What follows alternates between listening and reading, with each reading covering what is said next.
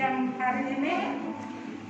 Kita ada sukacita boleh datang tempat ini berkumpul bersama-sama, walaupun di tengah-tengah kondisi dan keadaan yang tidak memungkinkan kita untuk datang berkumpul, tapi puji Tuhan, waktu yang Tuhan berikan bagi kita untuk kita bersama-sama bersyukur, berterima kasih kepada Tuhan, karena Tuhan sungguh teramat baik, tak pernah berkesudahan kasih setianya di dalam kehidupan kita, selalu baru rahmatnya setiap waktu. Kita akan mulaikan ibadah offline pagi hari ini. Untuk ibu-ibu di rumah, kami menyapa untuk yang di Sidoarjo, yang di Kalongan, Banyuwangi, dan kita bersama-sama beribadah pada pagi hari ini. Kita mau bersyukur kepada Tuhan dengan mengatakan, tiada berkesudahan kasih setiamu Tuhan.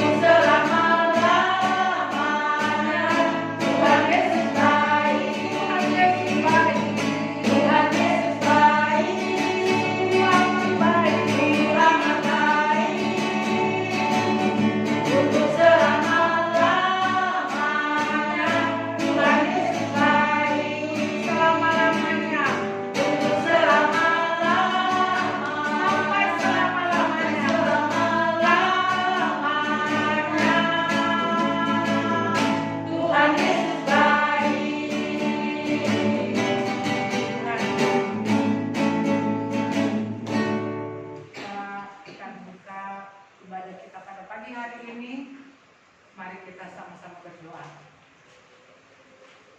Bapa di surga, di dalam nama Tuhan Yesus kami datang menaikkan pujian syukur terima kasih kami kepadamu. Betapa Engkau sungguh teramat baik dalam kehidupan kami.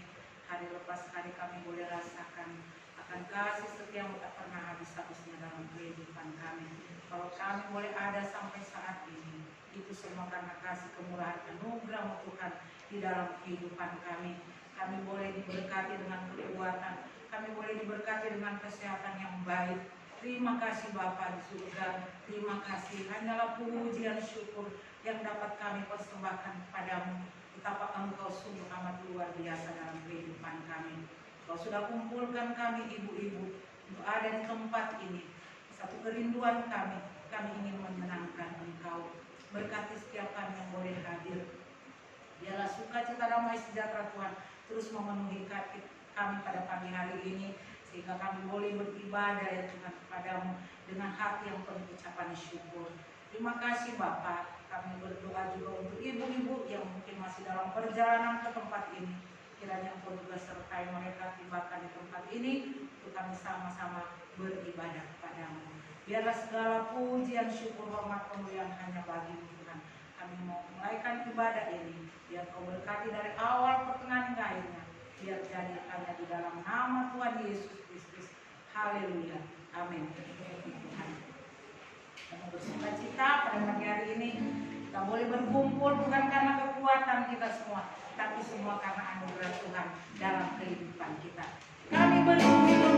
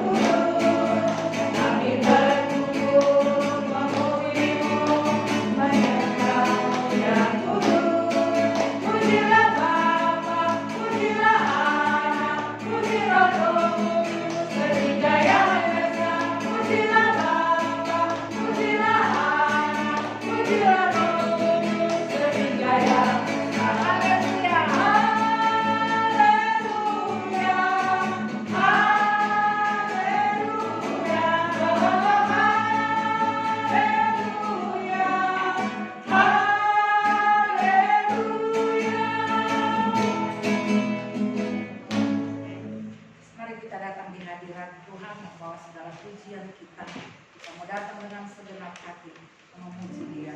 Ku datang hadirat-Mu membawa pujian.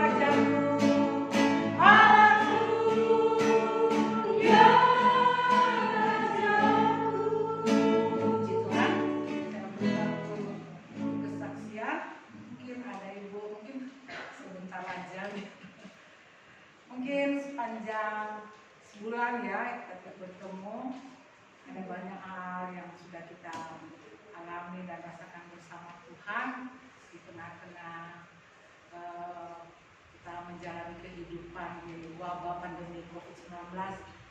Pasti ada hal-hal yang kita rasakan yang Tuhan kerjakan dalam kehidupan kita. Monggo ibu-ibu mau bersaksi. Ulang tahun. Ayo ibu-ibu, kita berbagi, kita share bagaimana Tuhan kita itu ajaib dan luar biasa. Yang ulang tahun, iya, yang ulang tahun. Tuhan, ya. Cuma tidak mau bersaksi. Matilda, oh ya, Bella bersaksi. Ya, mereka ingat tuh ulang tahunnya macam apa? Gimana? Udah Agustus, masih dekat-dekat ini.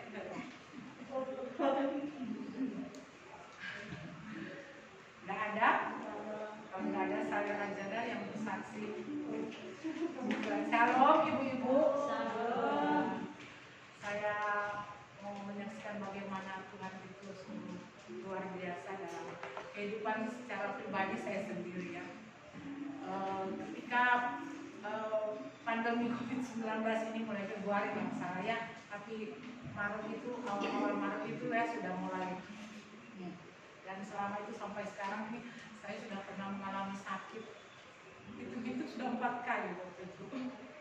Saya kena sakit. Namanya manusia ya. Ketika kita sakit, perasaan takut, khawatir terus ada ya manusiawi ya itu. Karena walaupun saya stay di rumah ya, tapi kadang-kadang juga keluar ya, saya harus ke pasar, mana. Jadi anak-anak juga saya harus beraktivitas di luar. Jadi pulang kan kita tidak tahu, mungkin OTG kita tidak tahu ya. Jadi luar biasa. Tapi saya boleh melihat bagaimana Tuhan menguatkan saya. Tuhan di firman Tuhan 1 Petrus 5 ayat 7 katakan, serahkan segala kekhawatiranmu kepada Tuhan, karena Tuhan itu yang memelihara kehidupan kita. Itu yang selalu menguatkan saya. Ya, kenapa saya harus takut?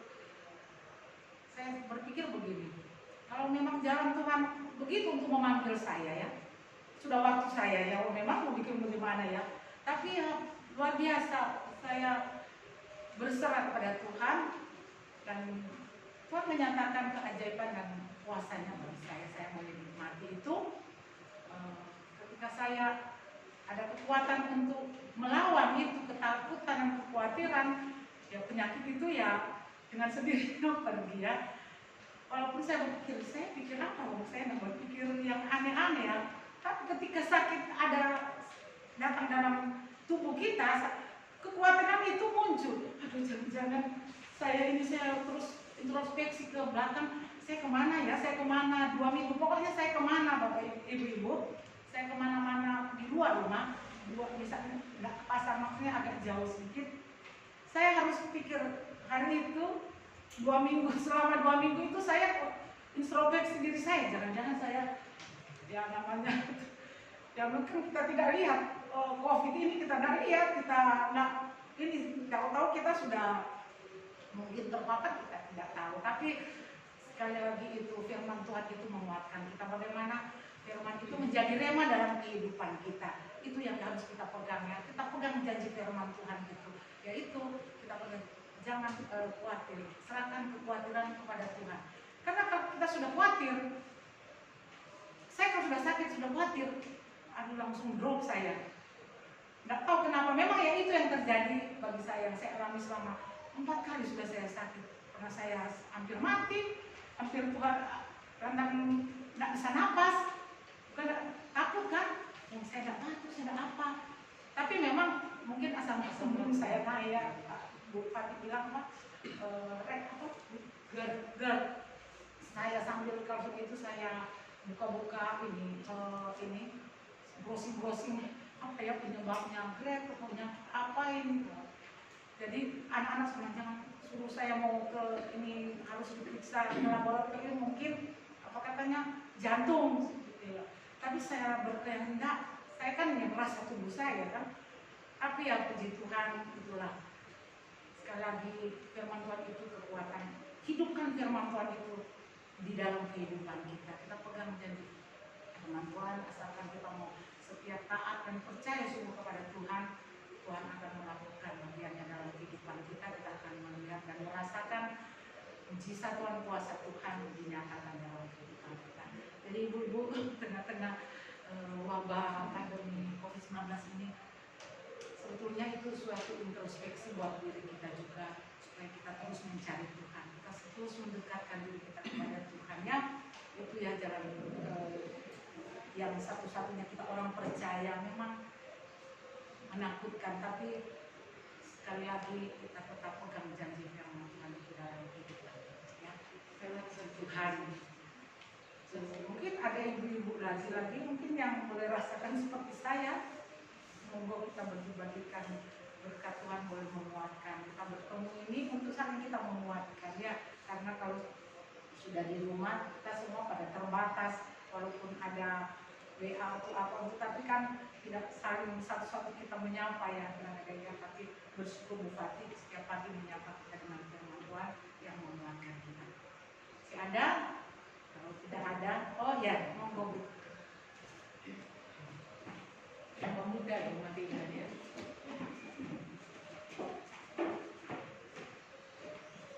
Shalom. Ya, puji Tuhan. Karena pada kira-kira sebulan setengah ya yang lalu, kaki saya lutut ini itu kalau tidur itu sakit, kalau jalan malah enggak.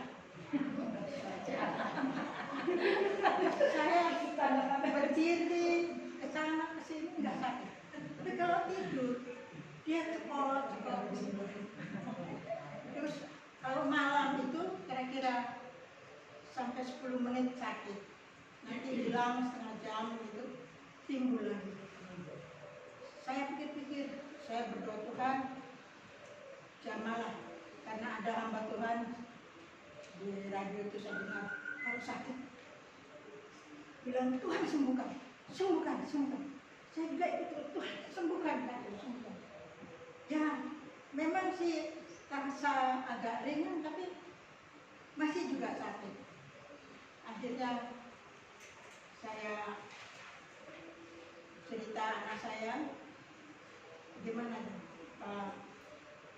tetap dibiarkan atau juga ke dokter ya, ke dokter dong gitu. Sudah saya berdoa Tuhan berkenan, saya ke dokter, ternyata menurut dokter itu otot saya ini mungkin dulu sudah lama memang pernah jatuh, nggak saya rasakan. Jadi mungkin makin tua ini ototnya mungkin makin mengendor atau gimana. Tapi malahan kalau berjalan sampai dokter bilang ini sudah jalan-jalan. Loh, saya memang sebelum pandemi ini kemana-mana saya jalan, tapi nggak apa-apa, nggak sakit. Justru ini saya sudah istirahat, nggak pernah jalan, cuma di rumah atau ke luar sebentar, itu malah sakit. Akhirnya dokter bilang apa tuh? Itu otot. Jadi ototnya itu kalau dia bagaimana itu. Terus ibu suka naik tangga ya? Saya bilang naik tangga iya. Apa? Jemur bajunya di atas ya, harus naik tangga. Jadi sekarang stop dulu, jangan naik tangga. Ternyata betul. Karena saya sehari kadang-kadang sampai 3 kali, 4 kali kan naik turun kan. Terus mulai dokter bilang itu jangan naik tangga. Terus makanan yang tidak boleh itu ada mungkin 20 makanan yang tidak boleh. Ayam, telur, udang, ikan laut, pas semua. Pokoknya kurang lebih 20. Sorry Bu. Ini lagu Western itu tempatnya Bu Matilda. Jadi saya hanya makan tahu tempe. Walaupun ada banyak makanan enak-enak, saya nggak berani juga. Saya taati. Saya nggak coba makanan yang aneh. Saya makan tahu tempe, lalu kangkung aja nggak boleh. Biar saya suka kangkung. Akhirnya toge, tapi ya sudah. Kali makan yang saya berdoa Tuhan supaya makanan ini enak buat saya. Jadi saya merasa makanan itu enak karena saya minta. Begitu seterusnya diberi obat, ternyata sembuh.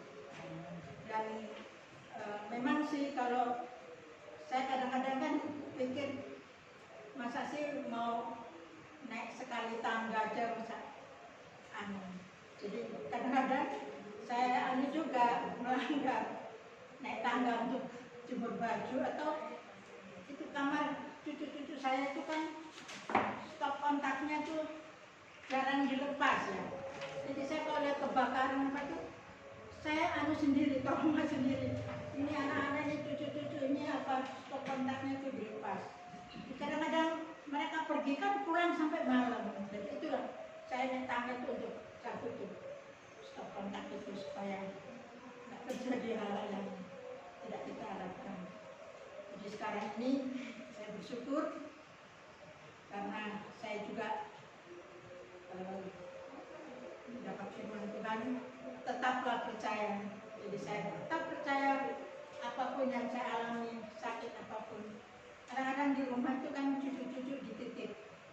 Nanti yang satu ini panas, yang satu ini sakit gigi. Jadi saya berdoa Tuhan, tolong jamah nih cucu saya tolong sembuhkan. Ya kira-kira 2 jam itu mereka sembuh. Jadi saya tidak berpegang pada Tuhan. Saya tetap percaya karena 1 Tesalonika 5:17 itu mengatakan tetap percaya.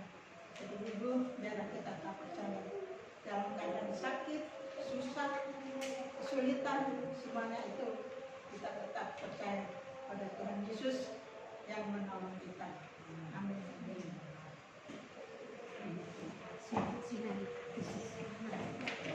Tuhan, kita ada.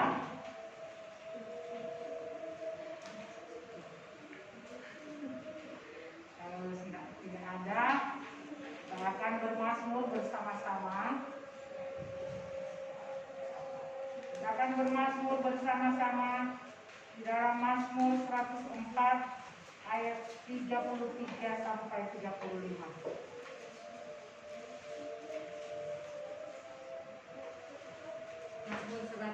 Mazmur 104 ayat 33 sampai ayat 35. Saya undang kita semua bangkit berdiri.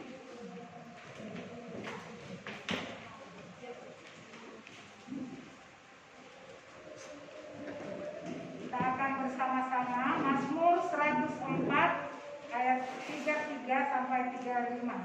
2, 3. Aku hendak menyanyi bagi Tuhan selama aku hidup. Aku hendak bermazmur bagi Allahku selagi aku ada. Biarlah aku menangis kebenaran kepadanya. Aku hendak bersukacita karena Tuhan. Biarlah habis orang-orang berdosa dari bumi, dan biarlah orang-orang fasik tidak ada lagi. Pujilah Tuhan, hai jiwaku. Haleluya. Kami tetap berdiri, kita menyembah Tuhan, bersyukur, kita memujikan nomor 6. Ya Tuhanku, aku hendak menyanyi bagimu selama hidup.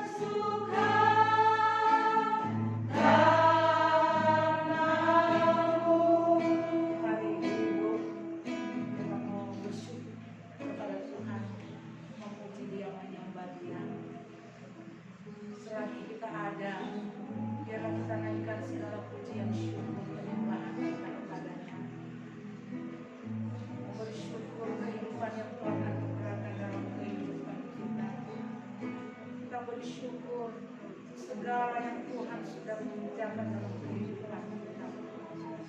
Kita boleh merasakan kebaikan Tuhan dalam kehidupan kita.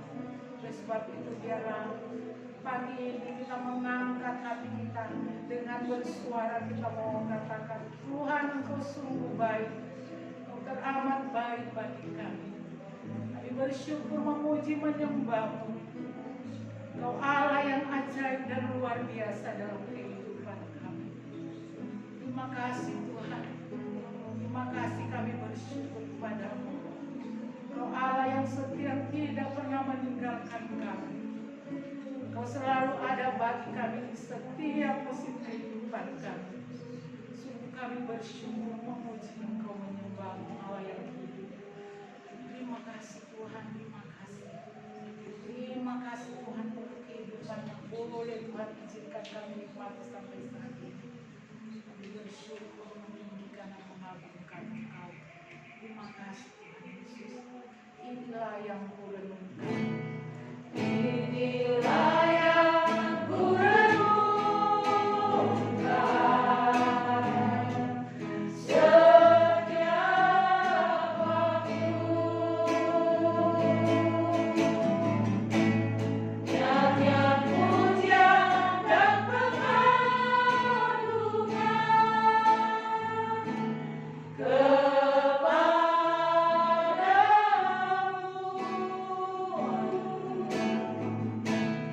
biarlah manis kau dengar Tuhan, manis kau dengar Tuhan,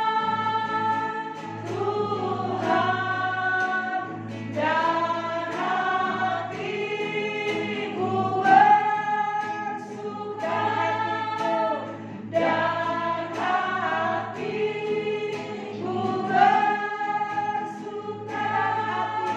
dan hatiku bersuka karena-Mu.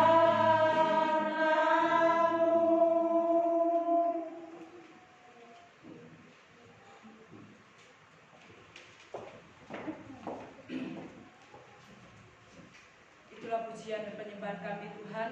Hati kami bersuka karena Engkau melakukan perkara-perkara besar dalam hidup kami.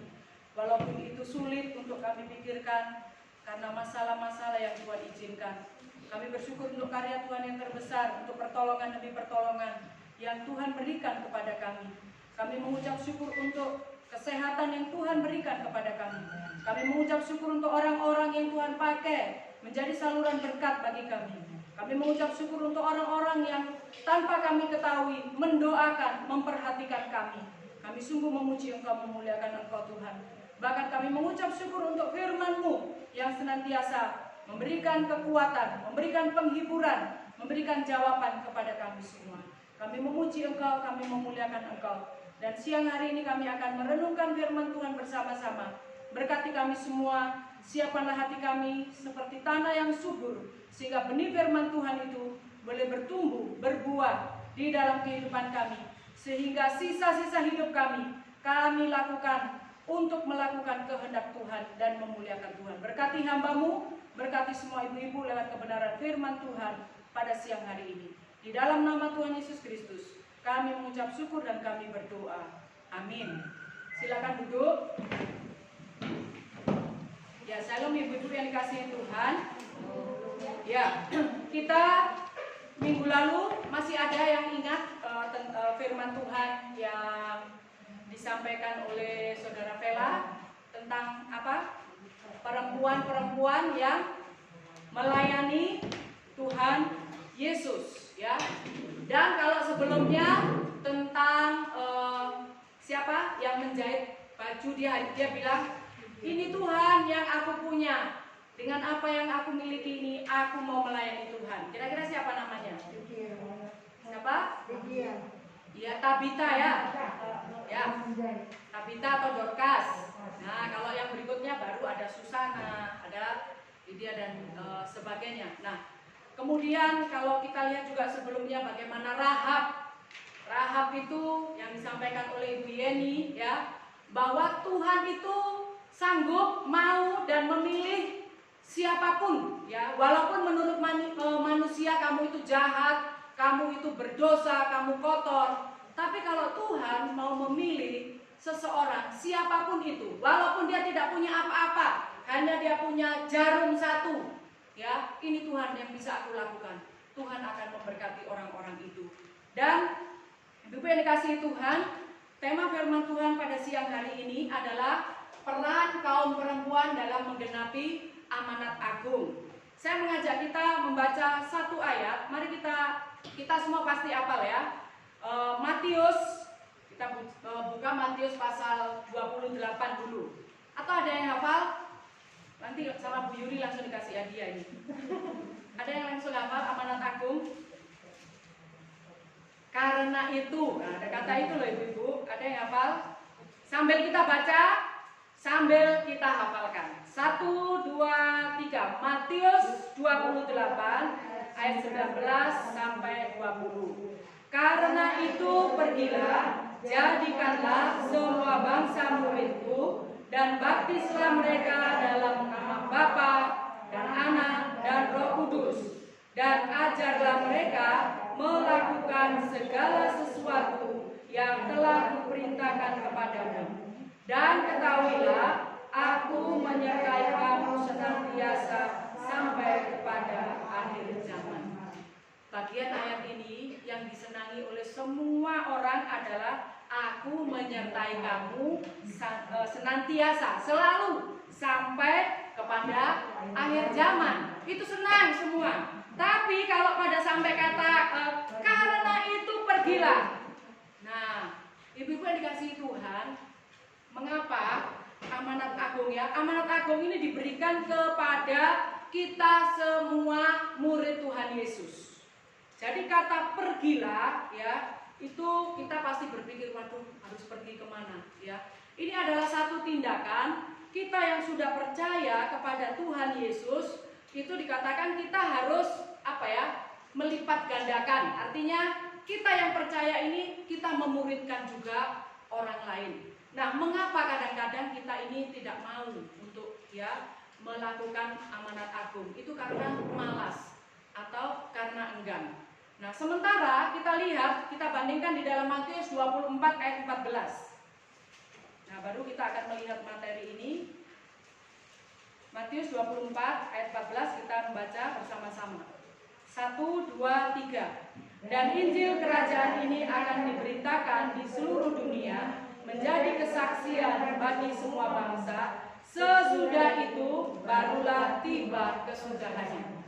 Di dalam 2 Petrus juga pasal 5 ayat 13 dikatakan Kristus akan segera datang kedua kali ketika Injil sampai ke ujung-ujung bumi. Nah, kita berdoa ya, kita nyanyi oh Yerusalem kota mulia di rindu ya. Kapan Tuhan akan datang? Tapi di sini dikatakan Tuhan akan datang kembali kalau Injil itu sampai ke ujung-ujung bumi. Kemana? Nah, kalau kita bahas ini sampai sore ibu-ibu nggak pulang, ada yang seneng, ada yang enggak ya kan? Tapi kita akan melihat ya dengan tema ini. Nah, ibu-ibu yang dikasihi Tuhan, Allah menebus manusia. Kita yang sudah ditebus oleh Tuhan dari amanat agung tadi, kata pergilah, itu adalah kita diselamatkan untuk menjangkau seluruh dunia dengan apa? Injil Kristus ya. Nah, amanat agung itu kita sering tadi saya katakan amanat agung. Apa sih amanat agung itu? Dikatakan jadikanlah semua bangsa. Ini bukan berbicara bangsa Indonesia, bangsa Amerika, tetapi semua suku-suku bangsa. Nanti kita akan melihat suku-suku bangsa itu bagaimana.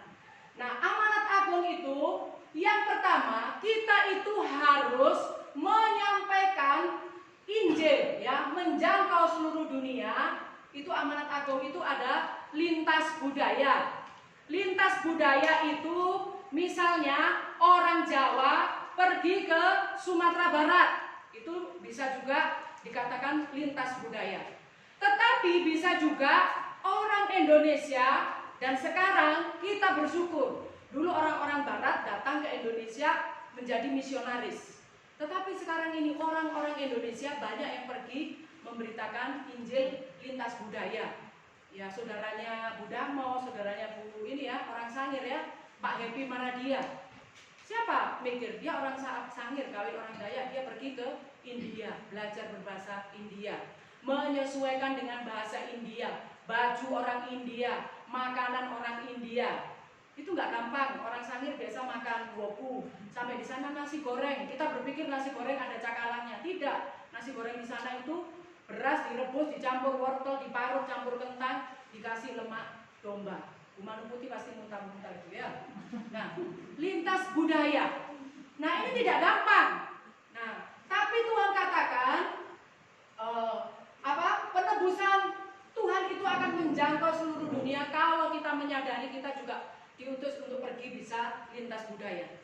Atau juga dikatakan budaya yang sama. Nah, jadi lewat budaya yang sama. Misalnya saya orang Jawa, saya memberitakan Injil, menginjili orang-orang Jawa pesisir, ya. Atau masih Indonesia. Indonesia itu masih sama ya, makanannya masih nasi dan sebagainya. Nah, ini yang bisa dilakukan sebagai amanat agung. Berikutnya. Nah, ibu-ibu yang dikasihi Tuhan, Allah mengerjakan tujuan penebusannya itu lewat siapa? Memang Kristus datang ke dunia dikatakan untuk menebus, menyelamatkan manusia dari dosa. Apakah Allah tidak bisa langsung menyelamatkan? Bisa. Tetapi Allah tidak mau mengerjakan itu sendiri. Dia memerlukan kita, umatnya, menjadi kaki tangannya untuk memberitakan karya penebusan Tuhan. Dan kalau kita lihat di dalam perjanjian lama, perjanjian baru kita melihat Allah menebus suatu umat dan mengerjakan karya penebusannya melalui mereka. Melalui siapa? Abraham, dikatakannya keturunan Abraham. Dan kapan kita mendengar khotbah tentang siapa? Yakub yang akan disebut Israel. Nah, itu ditebus umat perjanjiannya. Dan kita juga ya dikatakan kita ini adalah bangsa yang dipilih, imamat yang rajani, ya. Kita juga termasuk umat pilihan Allah, yaitu Israel secara rohani. Nah, kalau kita melihat di sini Kristus, ya ibu-ibu mungkin bisa dihafalkan ini ya. Allah yang dengan perantaraan Kristus telah mendamaikan kita dengan dirinya dan yang telah mempercayakan pelayanan pendamaian itu kepada kami. Perhatikan, yang pertama dikatakan apa? Kristus telah mendamaikan kita. Ketika kita berdosa, dikatakan ada jurang pemisah. Allah mengasihi orang berdosa tapi membenci dosa.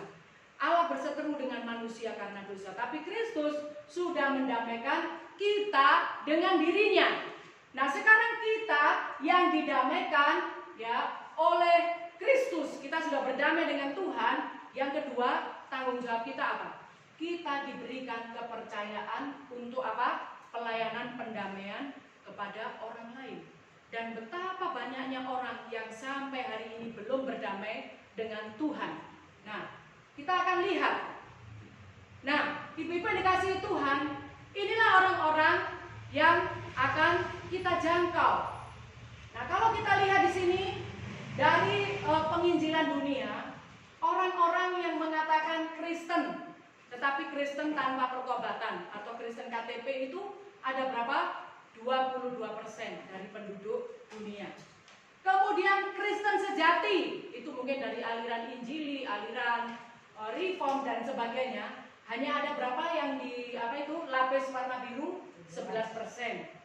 Kemudian non-Kristen, suku-suku terjangkau.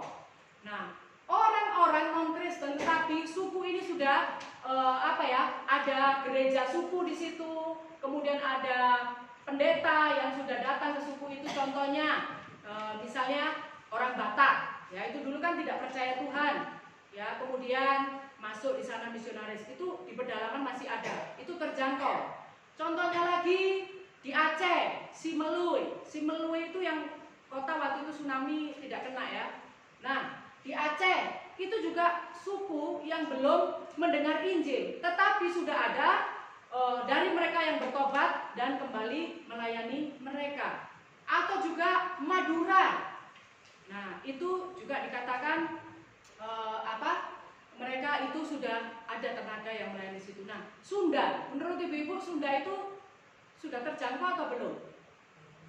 Sunda itu belum terjangkau. Jadi arti terjangkau itu sudah ada orang Kristennya, ada gereja, kemudian kalau tidak ada pendeta hamba Tuhan dari luar, mereka bisa berdiri sendiri seperti HKBP, kemudian Gemis, ya, gereja-gereja suku. Nah, itu yang ada 27%. Nah, itu pun belum yang terjangkau, belum semua mendengar Injil. Dan yang lebih parah, 40% non-Kristen, suku-suku terabaikan di seluruh dunia ini sama sekali belum mendengar Injil. Siapa yang mau menjangkau mereka? Adalah kita yang sudah diperdamaikan oleh Tuhan. Nah, jadi suku yang belum terjangkau ini, Injil belum masuk, belum ada orang percaya, belum ada gereja. Dan itulah tujuan misionaris-misionaris ke sana. Seperti waktu itu di Kirgistan belum ada orang Kristen. Pak Simanjuntak dan keluarga Ibu Hedi, Takere dan sebagainya ke sana. Kemudian sekarang ada gereja.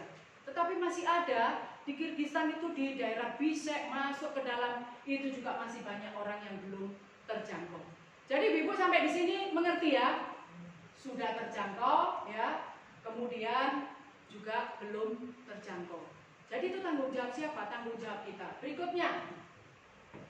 Nah, ini kecil sekali ya. Ini adalah dua tipe orang Kristen. Nah, tipe yang pertama, coba ya, kita nanti yang mana? Yang pertama itu adalah Ya memang ini saya orang Kristen gitu ya. Tapi tipe yang kedua adalah Kristen Alkitabiah. Yang pertama itu Kristen secara umum ya, kalau dibilang secara ya agama gitu ya. Ciri-cirinya yang pertama, Kristen secara umum itu adalah Allah memegang kendali kehendaknya, percaya bahwa Alkitab ini adalah firman Allah ya. Dan kemudian yang kedua, percaya Yesus itu mati di atas kayu salib untuk keselamatanku. Dan dikatakan jika aku menaati firman-Nya, Dia akan memberkati aku seumur hidupku. Dan ketika aku mati, aku masuk surga. Semua percaya ini ya? Ya. Kemudian yang ketiga, aku merasa penting untuk hidup baik-baik, mengejar kekudusan, mengejar kebenaran, membaca Alkitabku, bersaksi ketika aku punya kesempatan. Ya bersaksi di gereja kalau dikasih kesempatan, kalau enggak ada ya. Kemudian menjadi anggota gereja, rajin membayar perpuluhan, berpartisipasi. Kalau ada di gereja ada kerja bakti, ada sumbangan, kita berpartisipasi. Semua kita masuk di situ ya. Nah, kemudian yang keempat, aku berusaha menjadi orang baik, mentaati Alkitab, melakukan hal-hal yang diwajibkan bagi orang Kristen, baik di gereja maupun di tengah masyarakat. Apa yang diwajibkan untuk orang Kristen? Ya, mengasihi, tidak boleh dendam, tidak boleh benci, menolong orang lain. Itu bisa kita lakukan. Itu tipe orang Kristen pada umumnya. Nah, kemudian tipe orang Kristen yang kedua, Kristen Alkitabiah. Kristen Alkitabiah, Allah memegang kendali mutlak atas segala sesuatu. Kehendaknya dengan jelas disingkapkan di dalam Alkitab. Allah secara aktif terlihat penuh dalam memenuhi kehendaknya. Jadi orang Kristen Alkitabiah ini seluruh kehendaknya adalah sesuai dengan kehendak Tuhan. Kemudian aku percaya kepada kehendak Allah, yaitu membawa penebusan oleh Yesus Kristus kepada segala bangsa di bumi. Aku percaya aku diberkati untuk menjadi berkat dan diselamatkan untuk menunaikan tujuan penebusannya sebagai Kristen dunia. Kemudian yang ketiga, aku merasa penting untuk mencari dahulu kerajaan Allah, mengejar kedewasaan rohani, mengembangkan karunia-karunia yang Allah berikan, dan mengupayakan peluang strategis untuk berpartisipasi aktif dalam tujuan global Allah. Apa tujuan global Allah? Seluruh suku-suku di dunia ini, suku-suku bangsa, tadi dijangkau oleh Injil, dijangkau oleh karya penebusannya. Jadi orang yang Kristen Alkitabiah ini berpartisipasi aktif. Bagaimana supaya Injil sampai ke ujung bumi. Kemudian, aku menerapkan gaya hidup yang memuliakan Kristus dan memampukanku untuk melakukan bagianku sebagai Kristen dunia melewati seluruh masa dalam hidupku. Jadi ini artinya hidup yang aku jalani sampai akhir hidupku adalah aku melakukan bagianku yang bisa aku kerjakan untuk memuliakan Tuhan. Nah, kira-kira kalau kita ditanya, kita yang mana? Yang kanan apa yang kiri? Saya jujur, belum semua saya Kristen Alkitabiah. Kristen Alkitabiah itu adalah seluruh kehendak kita di bawah kehendak Tuhan. Apa yang kita miliki itu milik Tuhan. Dan kita juga harus penting mendahulukan kerajaan Allah. Itu ya ciri-cirinya. Kemudian menyadari aku dipanggil Tuhan supaya juga aku mengerjakan karya keselamatan orang lain. Aku diberkati bukan untuk diriku, tetapi memberkati orang lain. Nah, kira-kira kita yang mana? Silakan dijawab dalam hati. Sudah disimpan? Oke. Kalau misalnya ditanya, ada nggak yang jawab sini? Kira-kira kita yang sudah Kristen yang A atau yang B? Kira-kira? Ya? Coba yang A atau yang B? Ya. A plus? Yang tipikal Kristen secara umum atau Kristen Alkitabiah? Harusnya orang Injil yang sudah mendengar Injil itu Alkitabiah ya. Nah, kita akan melihat bagaimana supaya menjadi orang Kristen Alkitabiah. Nah, ibu-ibu yang dikasihi Tuhan, coba perhatikan. Ini di Indonesia. Di Indonesia itu masih ada 270 juta jiwa. Ya, anak-anak sampai orang tua. Yang tua dihitung manusia loh ya, jangan bekas manusia. Kemudian ada 784 kelompok suku. Nah, suku Jawa itu aja banyak, masih dipisah-pisah. Daerah Sulawesi itu juga dipisah-pisah, masih banyak. Nah, kemudian dari 784 itu ada 138 kelompok suku terabaikan. Suku terabaikan seperti saya katakan tadi belum dijangkau. Alkitab belum ada, gereja belum ada, orang percaya belum ada, yang datang ke sana juga belum ada. Kemudian 38 kelompok STA itu suku terabaikan, belum dilayani. Ya, ada yang percaya, sudah ada orang pernah masuk ke situ, tetapi belum dilayani. Nah, kita bersyukur kalau kita ini sudah dilayani dan kita bisa melayani. Nah, ibu-ibu yang dikasihi Tuhan, ini menjadi beban Allah. Ini menjadi hal yang penting bagi Tuhan. Orang Kristen Alkitabiah, apa yang penting, yang utama bagi Tuhan, itu juga penting bagi dirinya. Ya, berikutnya. Agak panjang ya, nggak apa-apa ibu-ibu ya. Nah, sekarang apa 4 peran? Kemarin sudah disinggung oleh Saudara Vela waktu kita ibadah online. Nah, 4 peran orang Kristen, kita kaum perempuan yang bisa kita kerjakan sebagai orang Kristen Alkitabiah. Yang pertama adalah pergi. Kemudian yang kedua, penyambut. Ingat ya, hafalkan ada 4. Yang ketiga, pengutus. Dan yang keempat adalah mobilisasi. Nah, kita akan melihat masing-masing apa yang dimaksud dengan ini. Nah, peran pergi. Nah, jadi peran pergi ini adalah memberi diri untuk pergi ke suku-suku terabaikan, untuk menjadi misionaris dalam waktu dekat atau waktu panjang. Contohnya menjadi misionaris ke suku Sikh di Punjabi, atau seperti Bapak Ibu Daniela Bamba ke suku Lao.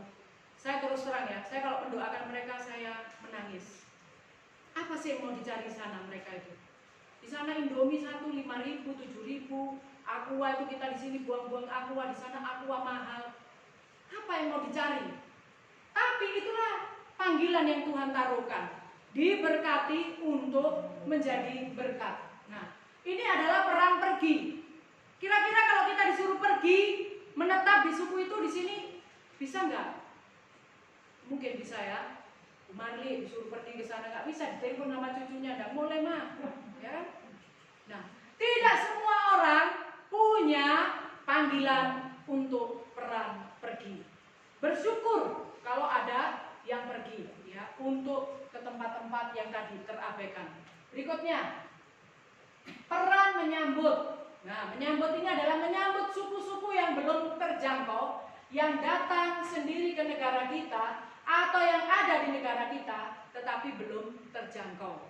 Jadi seperti kemarin itu ada para pengungsi ya, para pengungsi di daerah di Sumatera itu ya, orang-orang dari daerah itu yang Rohingya. Nah itu orang-orang di sana, ibu-ibu ya, ibu-ibu itu langsung bergerak melayani suku ini. Ini penyambut. Kita juga bisa sebagai penyambut ya. Contohnya orang-orang Madura yang ada di sekitar kita. Saya ingat kalau baksos di Indrapura itu orang Madura yang memang nggak kenal hidup yang bersih, yang baik dan sebagainya. Itu dikatakan kita itu bisa menyambut. Ya kita mungkin mendoakan suku lain tapi tiba-tiba Tuhan utus datang ke sekitar kita. Kita menyambutnya dengan apa? Dengan kasih, dengan memperhatikan, dengan berkomunikasi yang baik. Ya, nanti kita akan lihat. Kemudian berikutnya, peran pengutus. Nah, peran pengutus ini ada dua tanggung jawabnya. Yang pertama adalah pendukung doa, mendukung dalam doa. Saya ingat pertama-tama YPPI ya, itu kalau kita lihat kelompok doa misi ada di mana-mana. Sekarang kemana semuanya? Ya, dulu juga ada kelompok doa misi untuk anak sekolah minggu. Waktu saya masih di Philadelphia, kemudian dari Petrus, dari apa, tiba-tiba sudah berkurang dan sebagainya. Nah, di sini kita akan melihat pendukung doa, pendukung dana. Silakan. Nah, untuk pendukung doa, ibu-ibu lihat ini timbangan, ya. Nah, timbangan yang di sebelah kanan itu ada tulisannya top, yang kiri bottom. Nah, jadi ibu-ibu ingat ya, berkat Tuhan kepada Abraham itu apa kiranya? Keturunanmu apa kira-kira? Ada yang ingat? Kamu akan diberkati, ya kan? Nah, keluargamu, keturunanmu akan diberkati, ya. Apa namanya?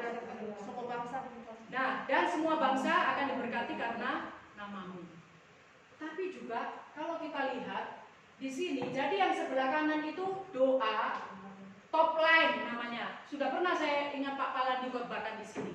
Waktu ulang tahun gereja, top line and bottom line itu di dalam Kejadian, ya. Waktu Abraham keluar dari tanah Ur ya, dikatakan Tuhan memberikan keturunanmu akan diberkati. Nah, doa top line itu adalah nanti kapan kita akan bahas lagi ya. Doa supaya aku diberkati, keluargaku diberkati, gerejaku diberkati. Fokus hanya untuk diri sendiri dan lingkungan. Itu namanya doa top line, sebelah kanan. Sementara kalau doa sebelah kiri adalah, kan dikatakan olehmu, Tuhan bilang kepada Abraham, semua suku bangsa di muka bumi akan diberkati. Nah, doa yang kiri itu supaya seimbang, gak jomplang adalah berdoa supaya semua suku bangsa di bumi datang menyembah kepada Tuhan dalam bahasa, dalam budaya mereka masing-masing. Nah, inilah pendukung doa. Jadi kita tidak bisa pergi ke India, tidak bisa pergi ke suku laut, tidak bisa pergi ke pedalaman-pedalaman, ke Papua, ke suku Asmat dan sebagainya. Tetapi saya dan ibu-ibu bisa ada di timbangan ini, yaitu apa? Top line dan bottom line. Mendoakan dulu suku-suku yang terabaikan, baru mendoakan keluargaku. Kadang-kadang tidak didoakan pun ini sudah dipelihara oleh Tuhan. Yang kiri itu ya, yang top line itu.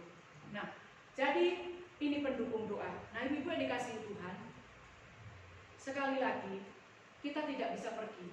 Tetapi dari kesaksian para misionaris di garis depan itu seperti kemarin itu ada teman yang baru masuk ke Kamboja.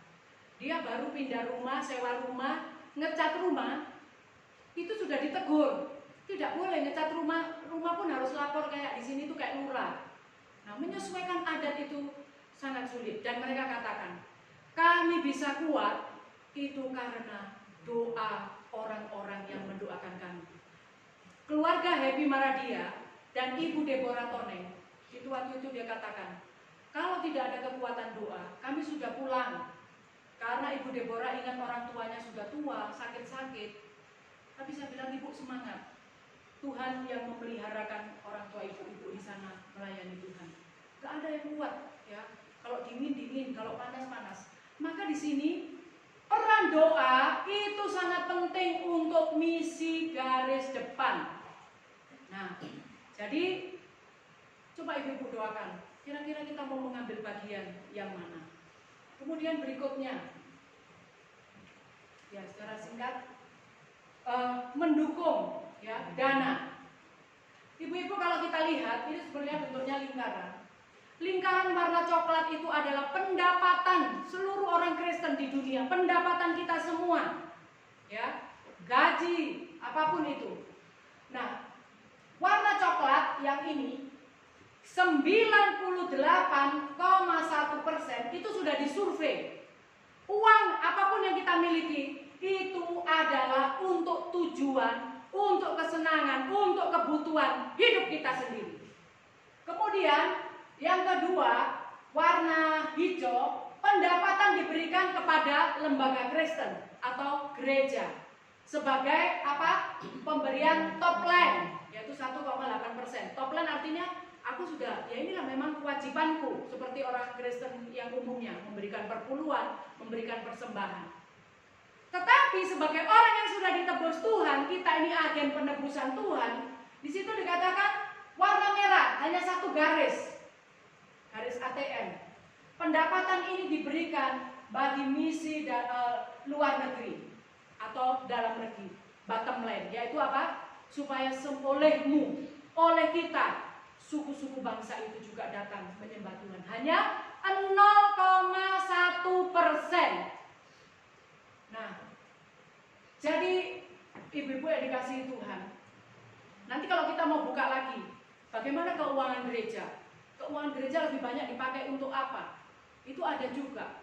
Tapi kita akan melihat untuk diri kita sendiri. Nanti gereja itu bagiannya gereja. Nah, bagaimana keuangan itu bekerja dalam kerajaan Allah? Kita mungkin berpikir, aku itu ya bisanya mungkin cuma 5.000 atau 10.000, tetapi rutin tiap bulan. Apakah ini bisa bekerja untuk Injil sampai ke ujung-ujung bumi? Mari kita lihat di dalam 2 Korintus pasal 9. Nah, ini ayat ini saya pun baru paham kemarin ya, beberapa waktu bulan lalu saya mempelajari ini ya.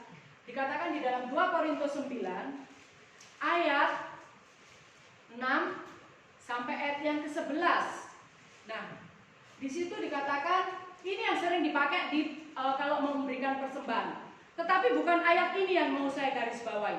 Dikatakan orang yang menabur sedikit akan menuai sedikit juga. Dan ini banyak yang dipakai oleh karismatik supaya memberikan persembahan banyak.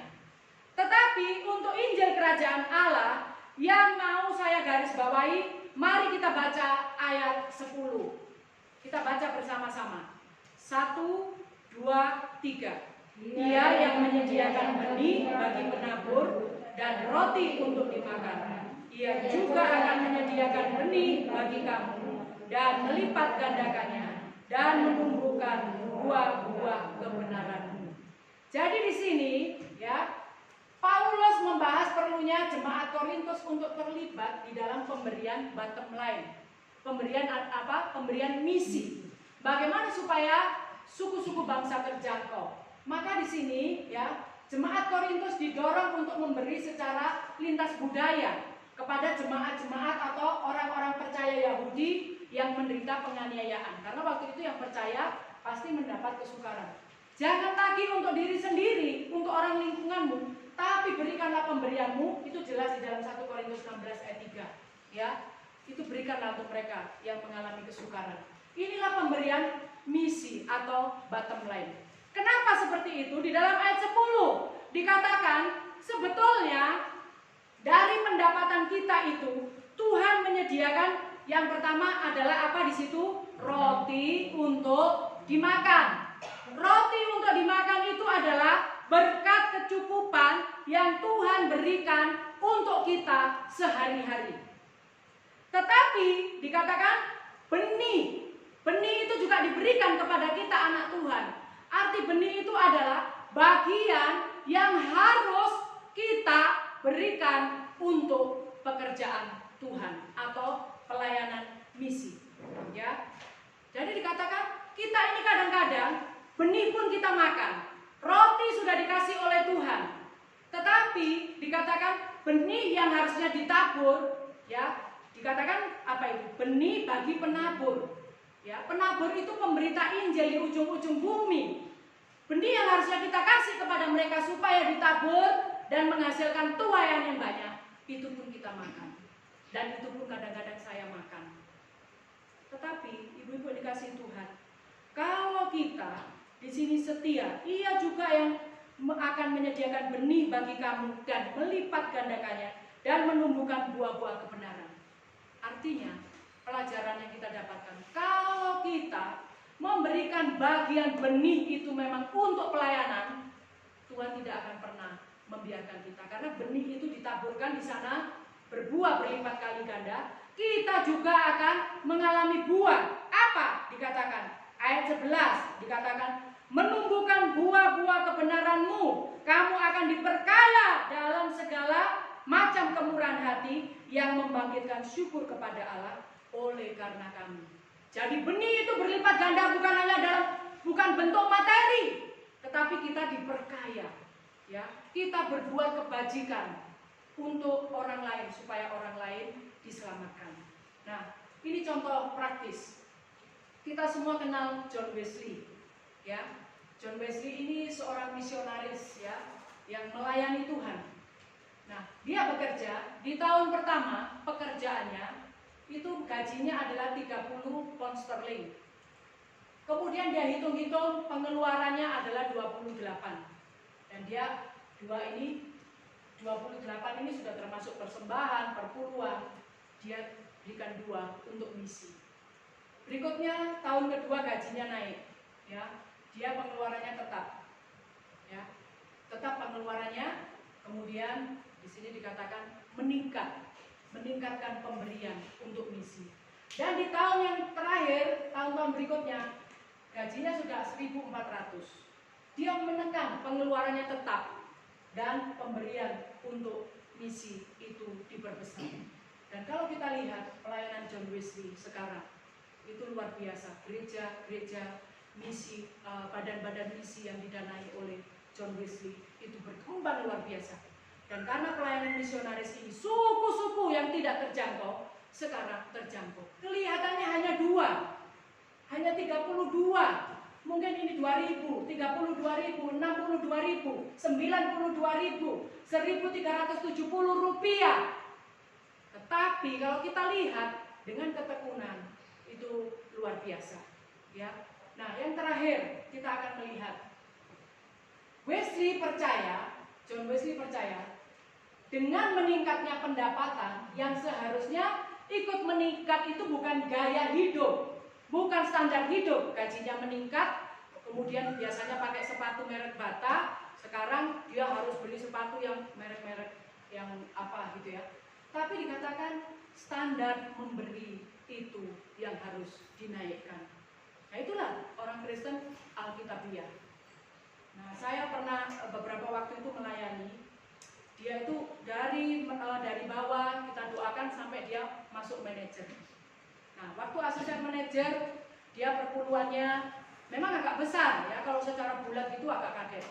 Waktu dia masih manajer itu, asisten manajer perpuluhannya itu 1 bulan 3 juta. Kemudian naik 3,5. Dan kemudian waktu dia sudah menjadi manajer, istrinya telepon saya. Bu, telepon anaknya ibu itu. Berantem mereka. Istrinya bilang, itu perpuluhan itu ya tetap itu milik Tuhan. Perpuluhan itu milik Tuhan, harus dikembalikan, ya. Tapi dia bilang enggak, tetap 3,5 juta. Yang 1,5 juta untuk persembahan dan sebagainya. Akhirnya ribut.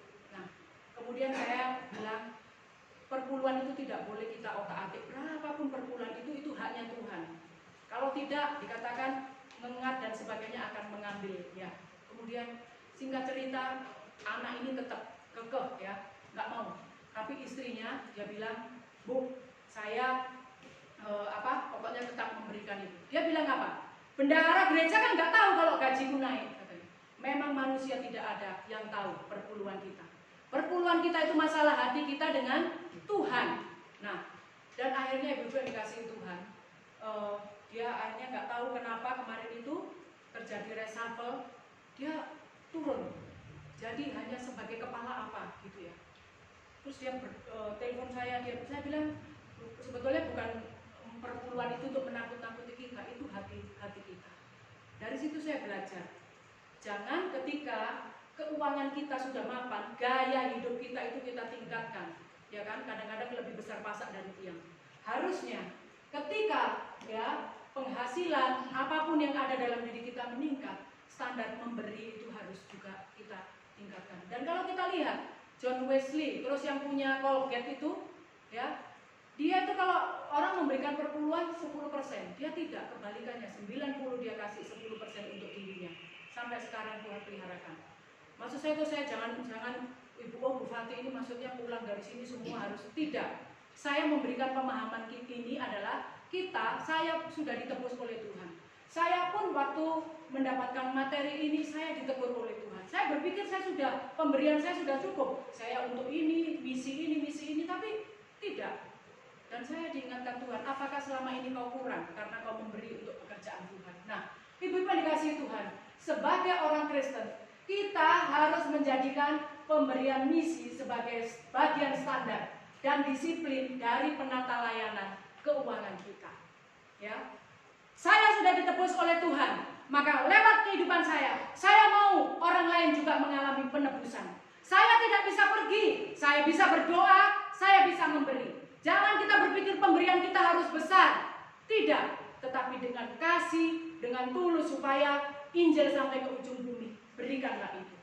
Dan kemudian yang terakhir, mengembangkan gaya hidup yang secukupnya. Ya, kita punya sepatu 100, nggak mungkin 100-100-nya kita pakai, ya kan? Nah, kita punya baju 2 lemari, apakah baju 2 lemari itu langsung kita pakai? Jadi di sini mengembangkan gaya hidup yang secukupnya.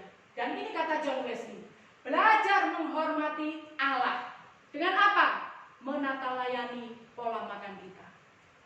Saya pun bertobat, ya, karena bagi saya kalau makan itu harus ada lauk, ada 4 sehat 5 sempurna.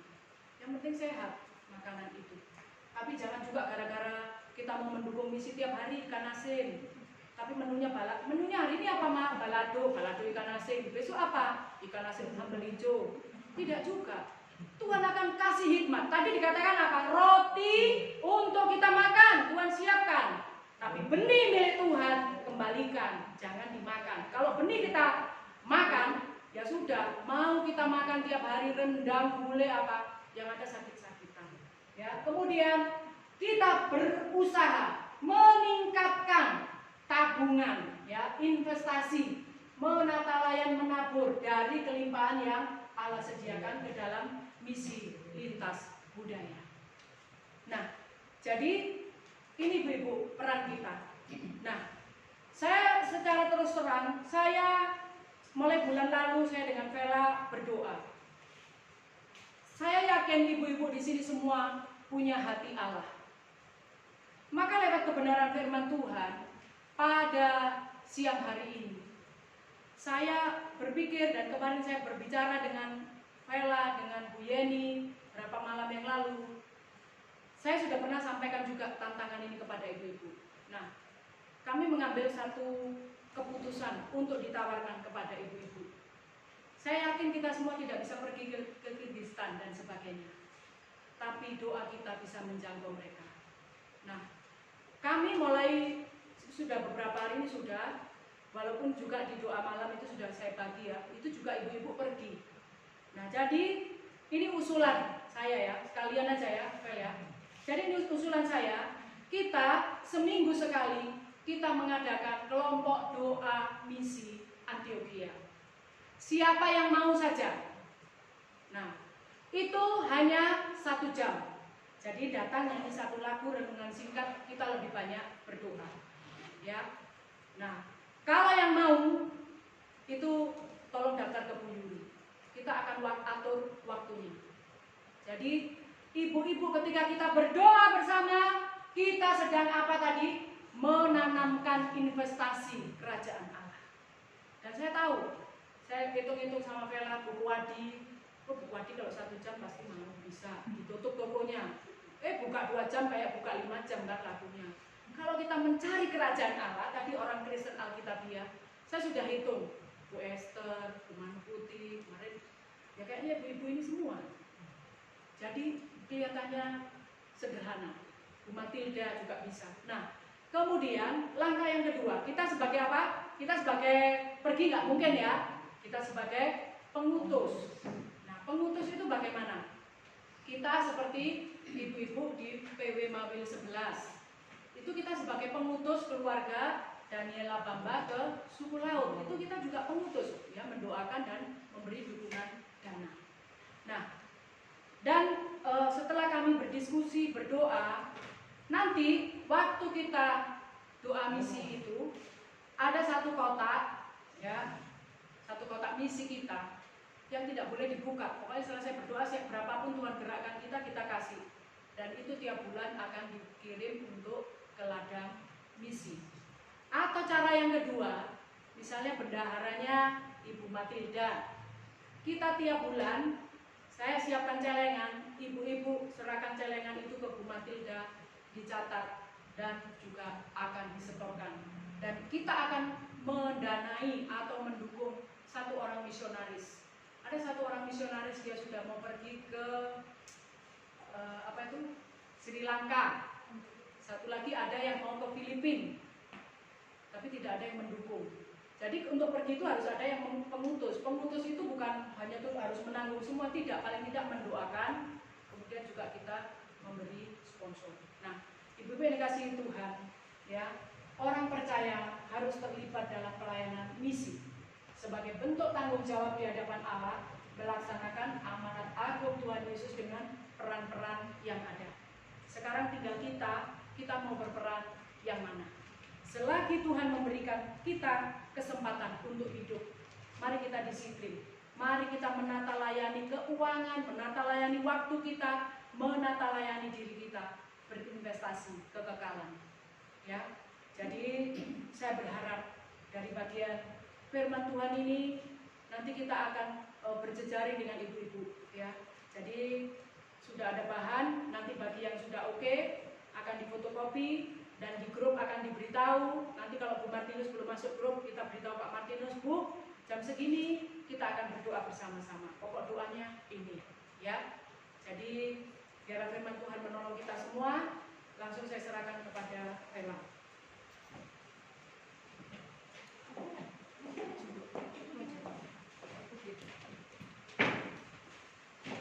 Ya, Ibu, jadi kita nanti doa sempat tetapi Ibu Nanik yang pimpin, tapi terkait dengan bahan ini kita akan berdoa untuk beberapa suku yang sudah ada.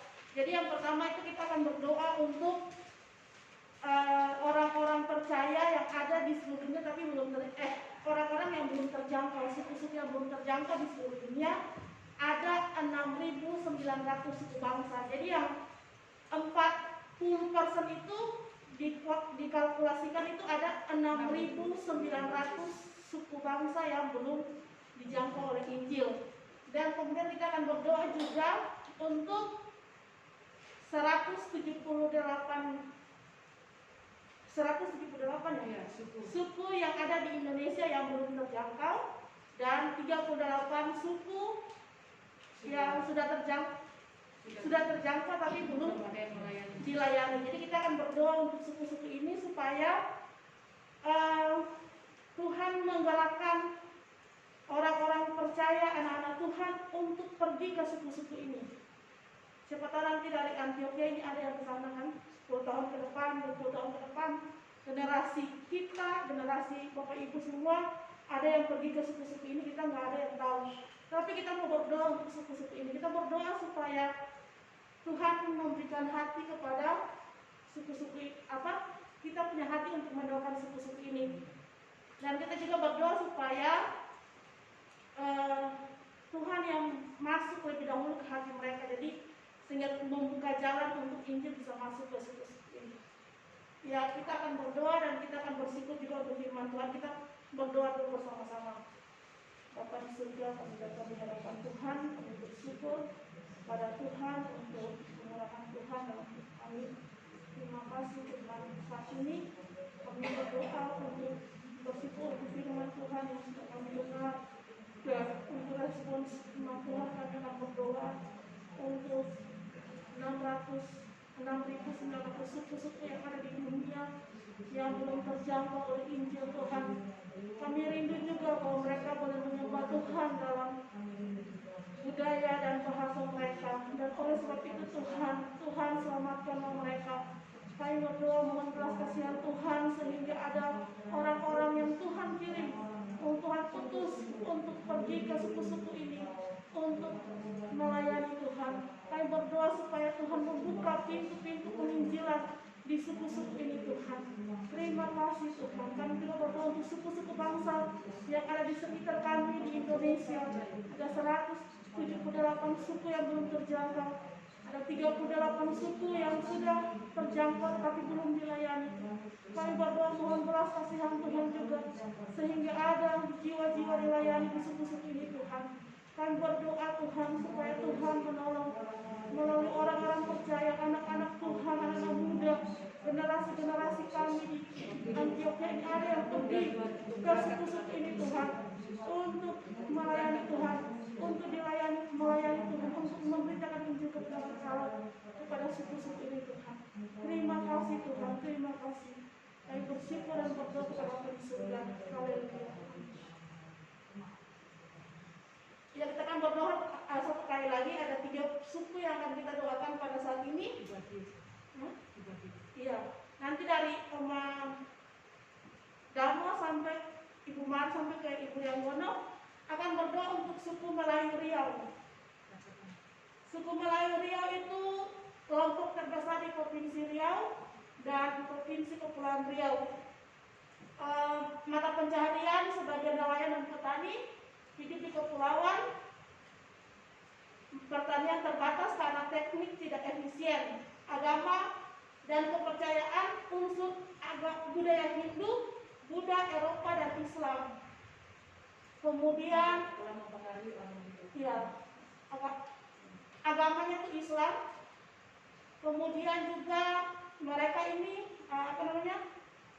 orang tua melakukan pendidikan agama lebih dari pendidikan formal. Jadi mereka sangat fanatik ya, fanatik. Tapi juga mempraktekkan kekuatan gaib dan masih menganut animisme ya, masih animisme. Roh-roh kekuatan jahat, roh-roh jahat dukun-dukun juga masih ada di suku Melayu Riau.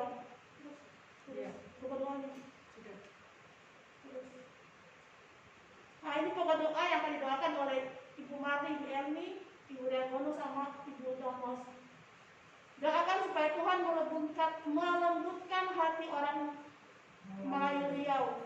Doakan agar gereja-gereja lokal dan badan-badan mistik berbahan dan punya rasa belas kasihan untuk melayani dan memberitakan kabar baik sehingga suku ini mengalami kebangunan rohani. Berdoa untuk anak-anak Tuhan dan penduduk setempat yang sudah bertobat atau pendatang supaya mereka dipenuhi kuasa Roh Kudus untuk menjadi saksi, berani dan bijaksana dalam memberitakan Injil keselamatan kepada suku Melayu Riau. Berdoa agar Pemda dan tokoh masyarakat setempat dapat menerapkan program pembangunan yang menyentuh masyarakat secara langsung dan dapat memajukan suku Melayu Riau. Kemudian berdoa agar Alkitab, literatur, pelayanan radio atau film Yesus dapat diterjemahkan dalam bahasa Melayu Riau.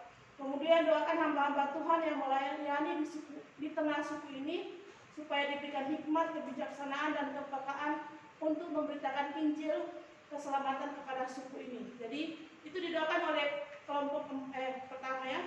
Kelompok kedua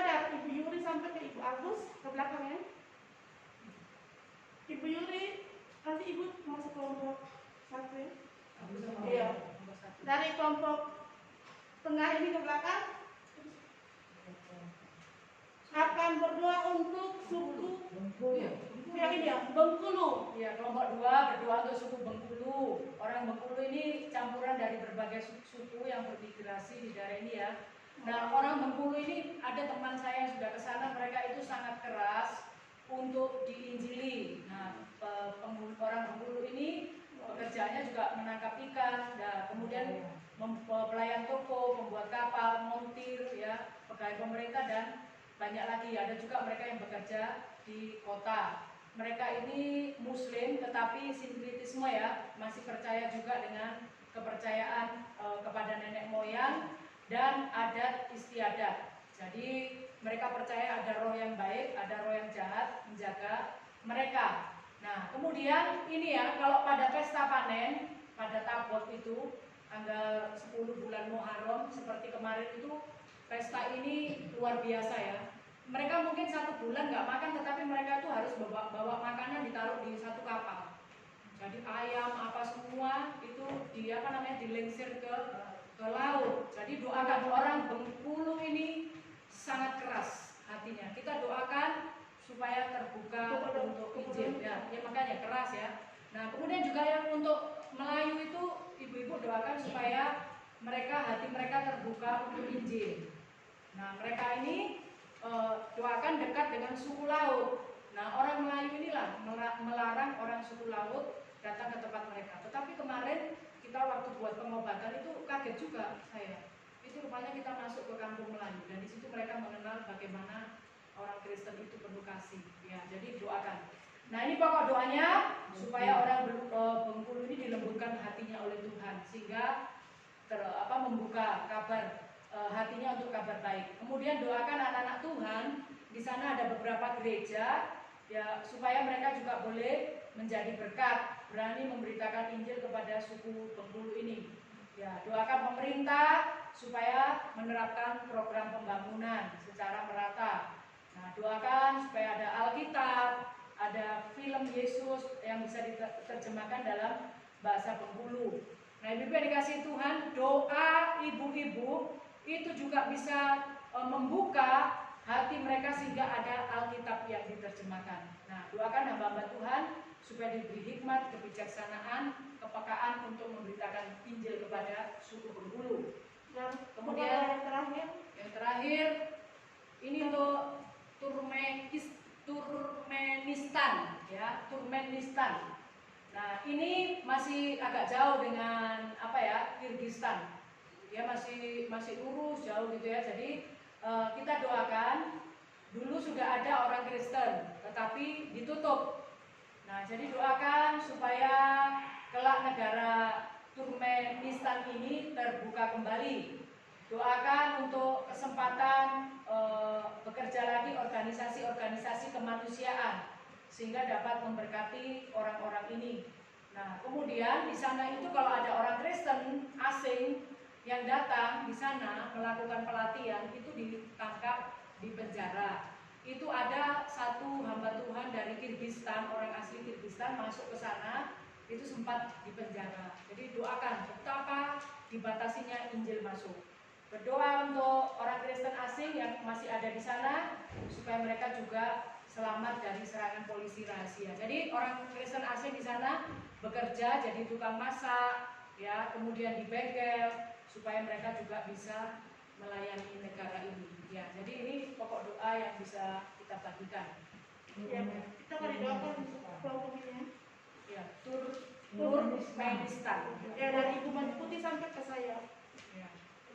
Ya, kalau kita berdoa bersama-sama, Bapak di surga, kami datang saat ini, kami berdoa untuk negara Turkmenistan yang ada di Kepulauan Riau, Tuhan di berkati Asia. Tuhan, Melayu kami ini tahu Tuhan bahwa supaya hati membuka Tuhan hatinya, juga ada di suku ini. membuka untuk Injil. Tuhan juga itu bahwa suku-suku bangsa di negara ini boleh diselamatkan oleh Tuhan. Biarlah pintu surga boleh Sekalipun terbuka. saat ini Ada Tuhan, jiwa-jiwa mereka mereka sangat yang boleh tertutup datang. dan sangat tegas terhadap Injil.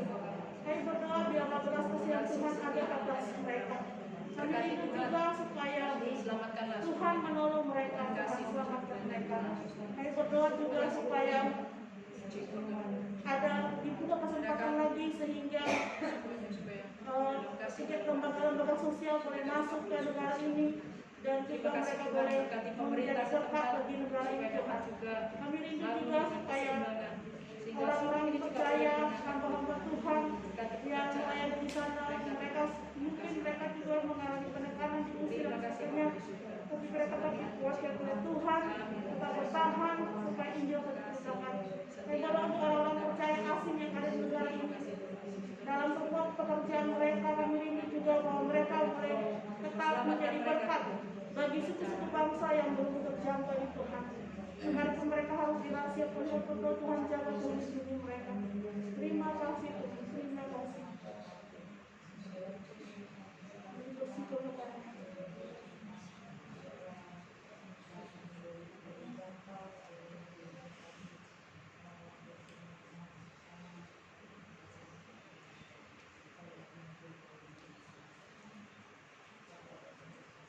Bapa di surga, kami bersyukur untuk firman Tuhan yang sudah kami dengar pada siang hari ini, membukakan lagi hati kami, pikiran kami untuk melihat keinginan Tuhan yang paling besar, yaitu supaya semua suku-suku bangsa yang ada di muka bumi ini boleh menyembah Tuhan dalam bahasa dan dalam budaya masing-masing. Oleh sebab itu Tuhan, kami juga mau rindu menjadi orang Kristen Alkitabiah, orang Kristen yang memikirkan apa yang Tuhan pikirkan. Dan kami berdoa Tuhan, biarlah kerinduan kami ini juga, Tuhan tolong kami supaya kami dapat mengambil bagian, mengambil peran untuk melakukan apa yang bisa kami lakukan, supaya suku-suku yang belum terjangkau ini boleh dijangkau melalui doa kami, bahkan melalui pemberian kami Tuhan. Kami berdoa dalam nama Tuhan Yesus, supaya Tuhan teguhkan hati kami, supaya kami juga mulai berpikir, mulai juga kami bertindak sesuai dengan kebenaran firman Tuhan yang kami dengar pada siang hari ini. Kami bersyukur untuk setiap doa-doa yang sudah kami naikkan. Ini adalah permulaan kami, dan kami juga rindu di waktu-waktu mendatang dalam kehidupan doa pribadi kami juga.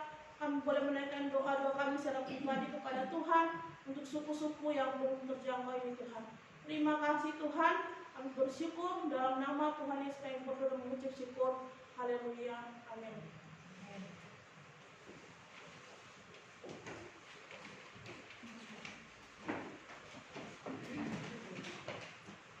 Tuhan, percaya kita semua diberkati dengan firman Tuhan pagi ini. Dalam doa kita memulai ini, saya percaya kita ada hati Allah untuk mempraktekkan ini ya. Pada siang hari ini, seperti komitmen disampaikan tadi, kita ambil waktu yang disiplin ya, untuk menyatukan kita semua supaya kita ambil bagian dalam mendoakan suku-suku yang terabaikan. Tuhan, kita akan masuk doa syafaat.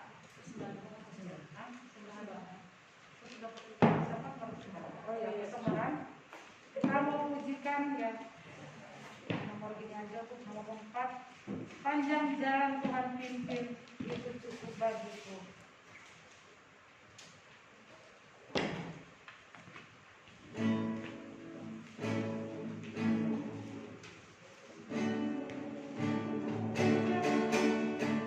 cukup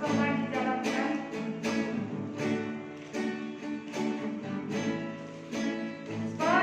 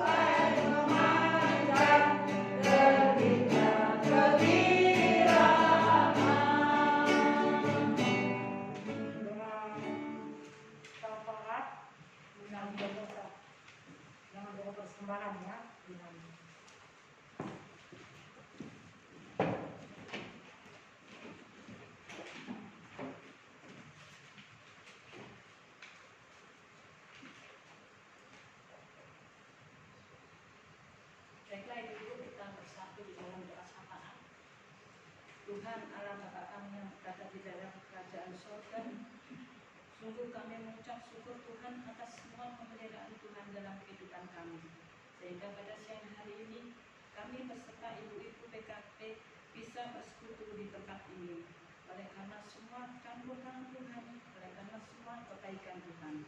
Terima kasih Tuhan Yesus. Dan pada siang hari ini kami berdoa untuk pengajuan proposal untuk pembangunan ke DPRD Kota Surabaya. Kiranya Tuhan sendiri akan menolong di dalam setiap proposal yang kami ajukan ke DPRD Kota Surabaya ini ya Tuhan Yesus. Dan Kau sendiri akan melancarkan akan prosesnya, dan Tuhan sendiri akan ikut campur tangan juga di dalam setiap pencairan dana untuk pembangunan gereja kami Tuhan Yesus. Dan Tuhan Yesus sendiri akan menolong setiap langkah-langkah pengurus untuk mengajukan proposal ini, sehingga kami bisa melaksanakan pembangunan ini dengan baik. Dan Tuhan Yesus sendiri akan memberkati setiap kami yang ada di dalamnya untuk bersekutu di gereja kami. Terima kasih. Dan pada kesempatan siang hari ini Tuhan, kami juga berdoa untuk ibu-ibu di dalam setiap pekerjaan maupun di dalam setiap kesehatan. Tuhan Yesus, Engkau tahu di dalam masa-masa sulit ini Tuhan, kami mengalami banyak cobaan baik di dalam pekerjaan kami, tetapi kami yakin dan percaya Tuhan, Engkau sendiri akan memberi kekuatan kepada kami, kepada ibu-ibu di sini. Kiranya Tuhan sendiri akan menolong setiap pekerjaan ibu-ibu ya Tuhan Yesus. Engkau sendiri akan memberkati. Dan kami yakin dan percaya Tuhan Yesus juga menjaga setiap kesehatan ibu-ibu, sehingga kami boleh didapati ibu-ibu yang sehat, ibu-ibu yang kuat, ibu-ibu yang terus berserah dan berharap hanya di dalam tangan-Mu Tuhan Yesus. Engkau sendiri akan memberkati. Dan pada siang hari ini Tuhan, kami juga akan menyerahkan ibadah minggu besok supaya semua pelayan altar dapat mempersiapkan dan dengan baik, dan jemaat Tuhan juga ditolong baik yang beribadah di rumah maupun yang beribadah di gereja ini. Dan Yesus terus menolong akan ibadah kami besok minggu. Terima kasih Tuhan. Dan kami berdoa untuk bangsa dan negara kami ya Tuhan. Tuhan, Engkau tahu di dalam masa pandemi ini Tuhan, Tuhan sendiri akan menolong pemerintah kami. Dan Tuhan sendiri tahu Tuhan dalam proses masa pandemi ini banyak sektor-sektor di dalam kehidupan kami yang mengalami kesulitan Tuhan, khususnya Tuhan di dalam pemerintah kami untuk memulihkan sektor ekonomi. Kiranya Tuhan sendiri akan menolong setiap peraturan-peraturan yang pemerintah kami buat, dan setiap keputusan-keputusan semua ada di dalam tangan Tuhan Yesus. Engkau sendiri akan menolong setiap pemerintah kami untuk mengambil keputusan ini, sehingga semua sektor-sektor dapat berjalan dengan baik dan normal kembali.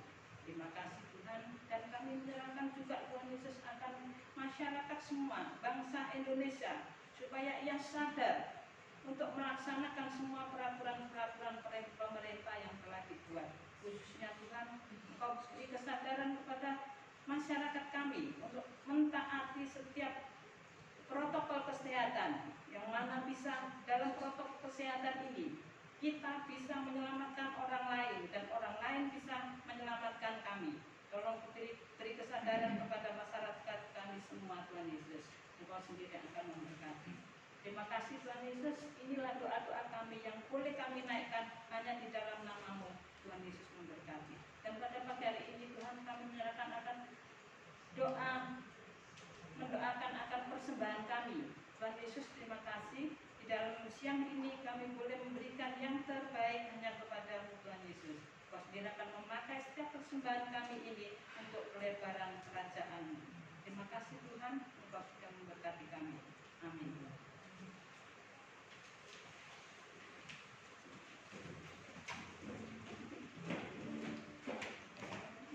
Tuhan, kita akan menghadiri akan persekutuan kita pada siang hari ini. Saya undang ibu-ibu kita berdiri.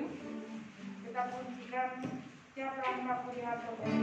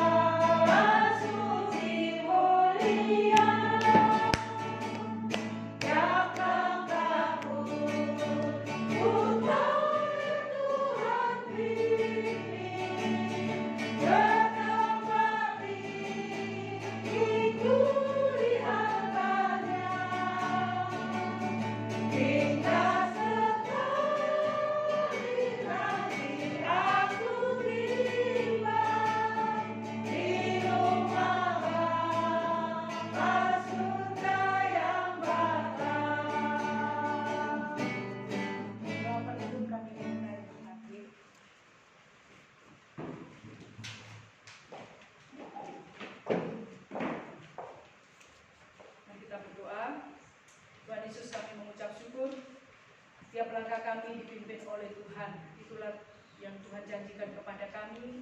Kalau kami mau mentaati, mengikuti setiap kehendak Tuhan di dalam kehidupan kami. Berikan kerelaan hati kepada kami semua untuk kami mau dipimpin oleh Tuhan. Terima kasih Tuhan, jadikanlah kami semua agen-agen perubahan di dalam seluruh kehidupan yang Tuhan percayakan kepada kami. Kami yang sudah ditebus, kami yang sudah dipilih, dibenarkan oleh Tuhan menjadi umat pilihan-Mu. Biarlah karya penebusan itu tidak berhenti dalam diri kami, tetapi juga kami teruskan kepada orang lain. Dengan apa yang ada pada kami, Tuhan, berkati kami semua.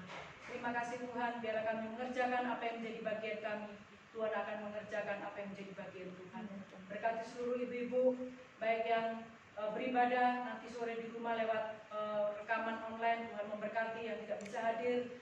Kiranya Tuhan juga terus memberkati pertumbuhan iman mereka. Kami juga berdoa kami semua yang hadir. Kalau ada di antara kami yang kurang sehat ataupun ada pergumulan yang dalam, ingatkanlah kami Tuhan, bahwa Tuhan setia menopang, menuntun kami.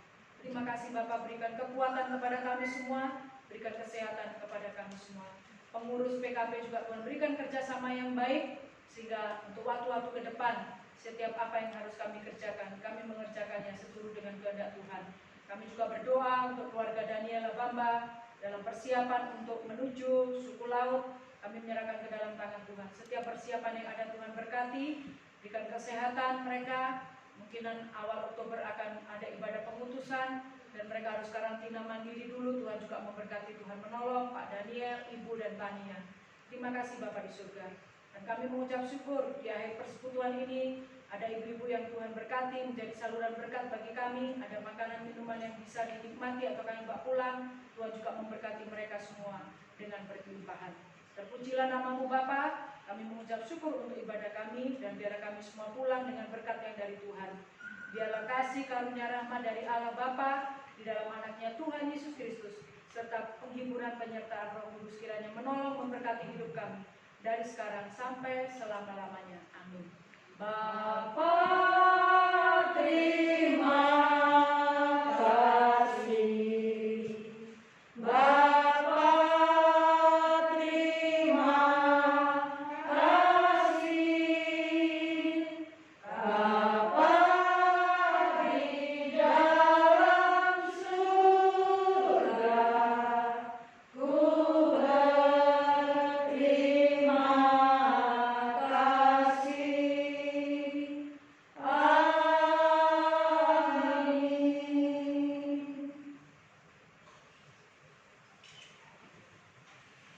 Amin. Silakan.